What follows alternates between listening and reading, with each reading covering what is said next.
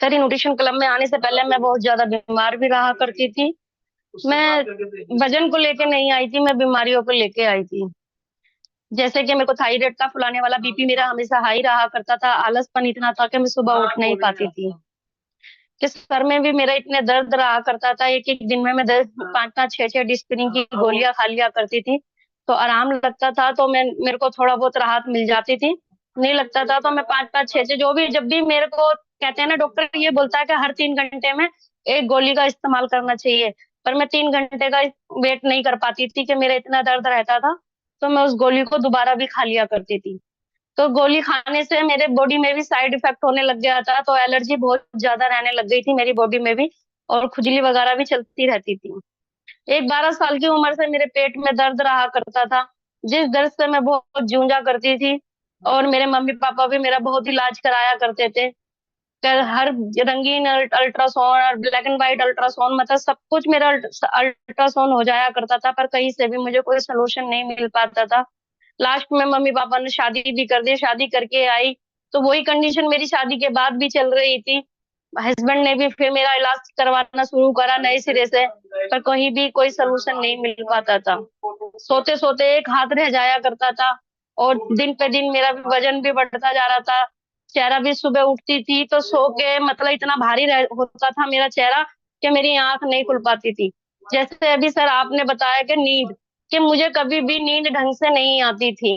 कि नींद से तो मैं इतनी परेशान रहा करती थी कि पूरी रात में 4 बार तो मुझे जगना ही पड़ता था।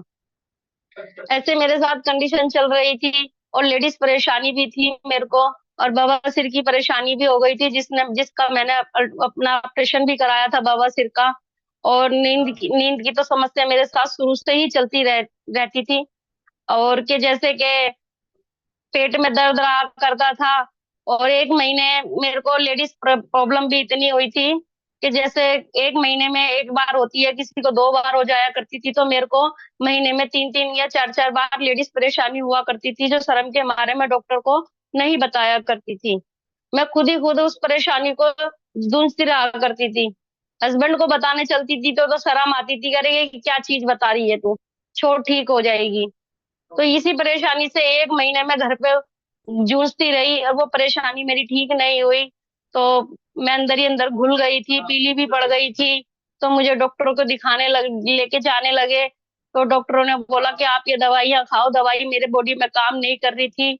तो उस तरीके से मेरी जो ब्लीडिंग हुई थी, वो 1 जनवरी, पीछे 8 साल बैक पीछे चली जाती हूँ, तो 1 जनवरी को वो ब्लीडिंग ऐसी हुई थी।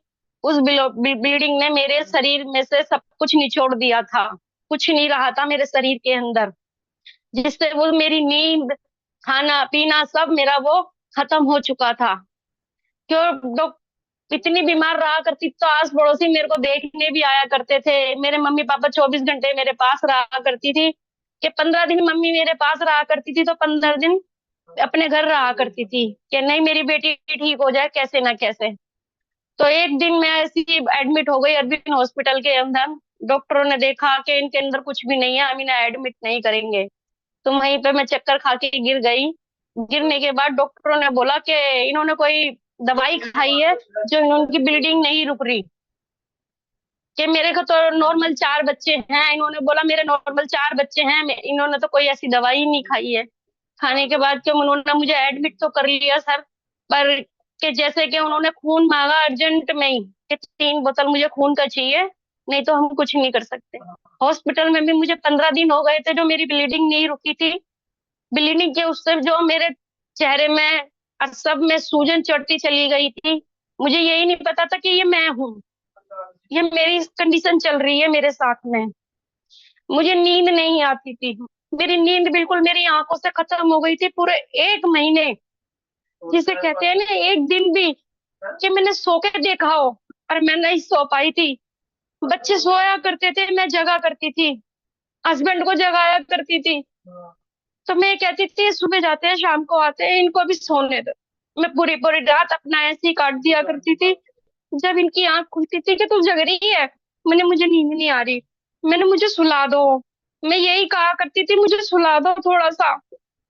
तो ये मेरा सर भी दबाया करते थे, मेरे पैर भी दबाया करते थे, जो मेरे हस्बैंड ने मेरे साथ किया। ये मेरे पे खुद की बीती हुई है जो मैं आज बता रही हूँ, कि मेरे हस्बैंड ने मेरा साथ नहीं छोड़ा था बिल्कुल भी। मेरा सर भी दबाया करते थे, मेरे पैर भी दबाया करते थे ये, कि तू सो जा, मैं तेरे को सुला दूंगा। पर मुझे नींद नहीं आती थी।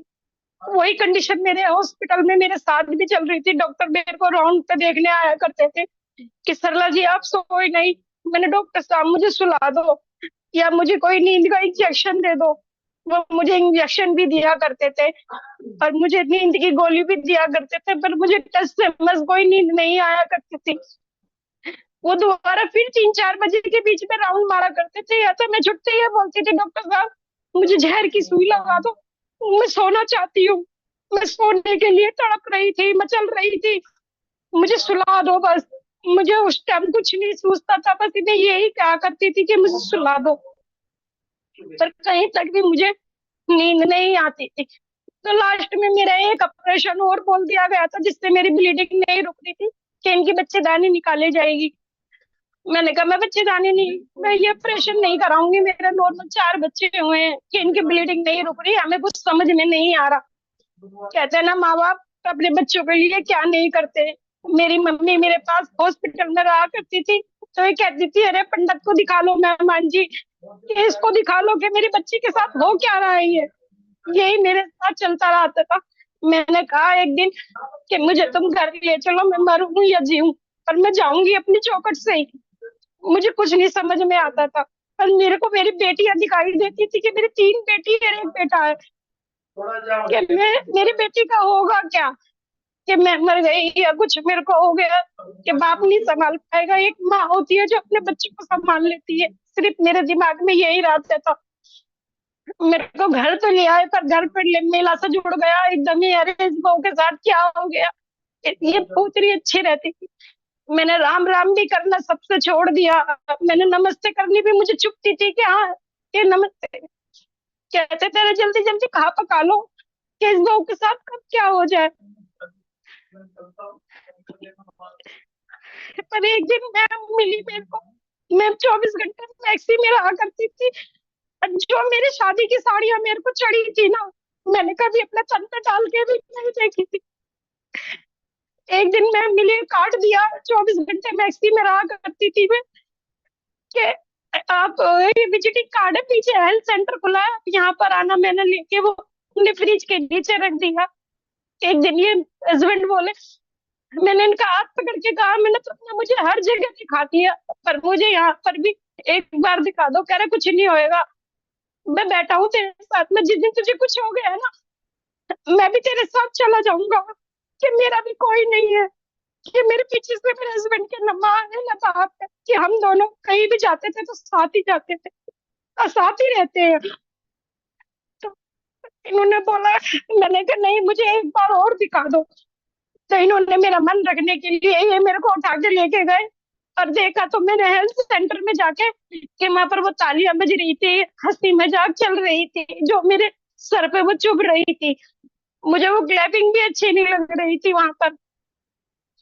तो मेरे को सर ने वहां पर एक सैंपलिंग दी, ये वाली।